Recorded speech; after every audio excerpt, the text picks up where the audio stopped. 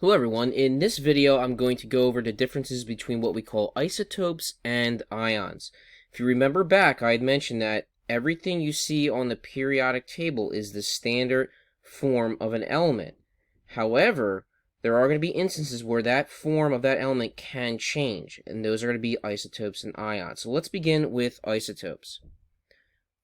Now an isotope is, if it lets me click on here, there we go, an alternative form of an element that's solely going to be different in the amount of neutrons that it possesses.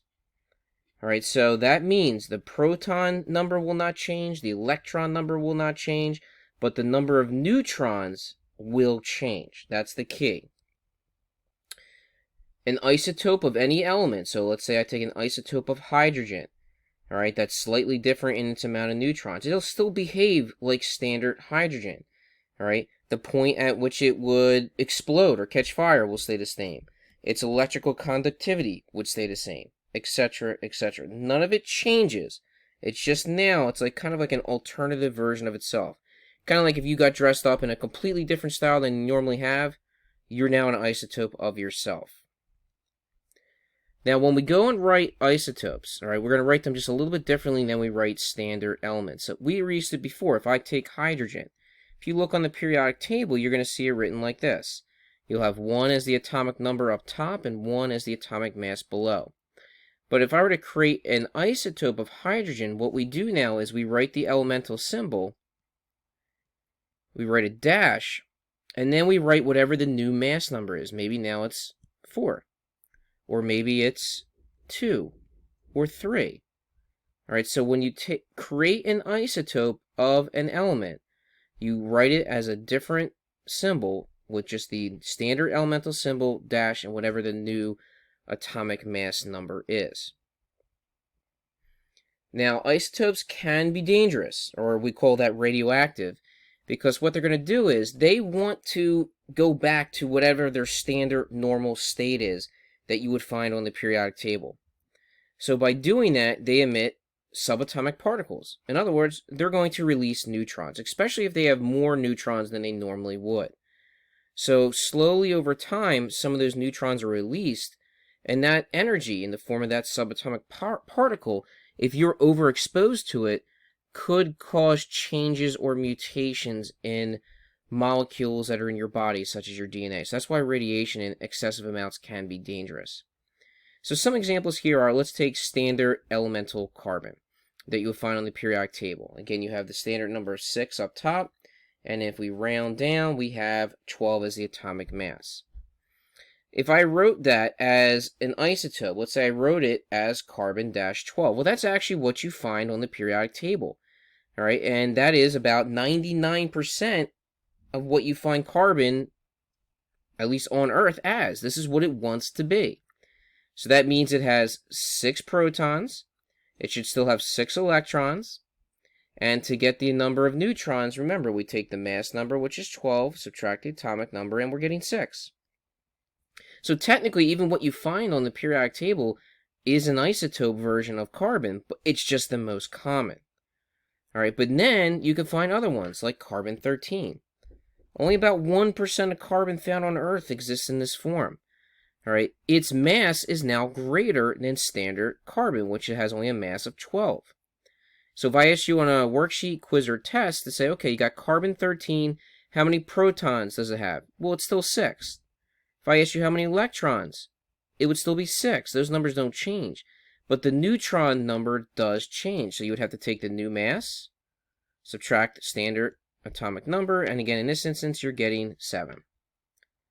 And then another example would be carbon-14, which is radioactive, all right, because it's a little bit bigger and can emit a little bit more energy. Not every isotope is radioactive. Same thing in this case. Atomic number of 6 means it's going to have 6 protons and 6 electrons. But to get that mass number, to get the neutron number, you take the new mass number, 14, subtract the atomic number. In this instance, you get 8. So if you want to create an isotope, pretty much what you're doing is you're either adding or removing one from whatever the standard amount is. So you would take the standard mass number, round it up or down, and then add one or remove one neutron to create an isotope. That's the key. All right, isotopes are important, even though they can be dangerous. For example, carbon-14 over here, you probably have heard of this one before, is used in sometimes criminal investigations, or most likely when you're trying to what we call carbon date something. Let's say you find a new dinosaur bone, and you're like, hey, I know it's between 50 and 65 million years old. That's a 15 million year gap, right? That's insane. But if you measure how much carbon-14 is actually left in that sample and how much radioactivity it's giving off, you can kind of figure out almost an exact date. Maybe now you're like, hey, I figured out it's about 58.2 million years old. That's a lot better than having this like 15 million year gap, right? So it is important, and it is a benefit for us to understand what isotopes are and how we can use them. Now, the second thing that elements can become are called ions. All right, and an ion is an atom or element that has now acquired a full charge. Remember, we said everything on the periodic table is neutral. It has the same amount of protons and electrons. But now, this element or atom is going to become an ion by either losing or gaining an electron. It doesn't lose or gain protons, it's just going to lose or gain electrons. If protons came out of the nucleus, remember, atomic explosion. So we can have one of two types of ions. The first one is called a cation. A cation is going to have a positive charge because it has lost an electron. So that means now it's going to end up having one more proton than it does electrons, and you have a positive charge. Now, the easiest way to remember this, I remember my college professor telling me this, is cat paws. All right? Sounds so dumb. But cat paws, cation, positive for paws, that means you have now lost an electron, you have a positive charge.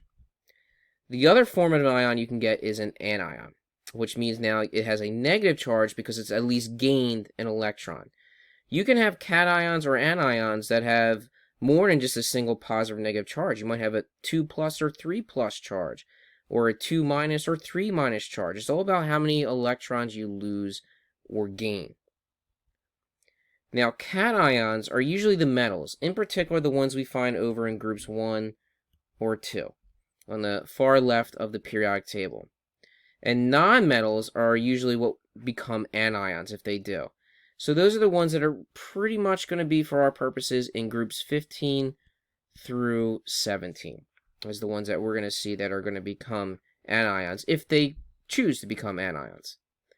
Now, again, a cation means it has one more proton than it normally does an electron.